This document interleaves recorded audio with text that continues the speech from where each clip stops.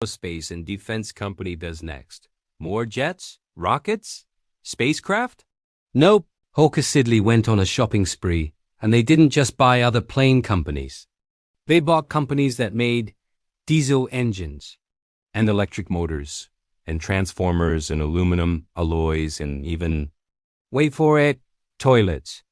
Yes, the company that built the Harrier jump jet also owned a company called Lister that made agricultural equipment, and a company called Merle's Blackstone that built massive diesel engines for trains and power stations.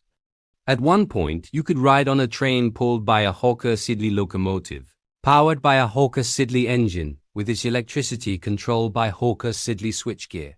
It was a strange and sprawling empire, from the cutting edge of Mach 2 flight to the nuts and bolts of heavy industry. Why did they do this? It was a strategy to diversify, to protect themselves from the notoriously boom and bust cycles of government defense contracts. If the government cancelled the jet project, they could still rely on selling diesel generators or electrical equipment.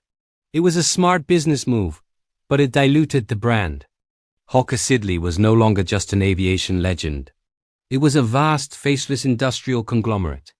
And then the end came swiftly. In 1977, the British government made the controversial decision to nationalize the country's aviation and shipbuilding industries.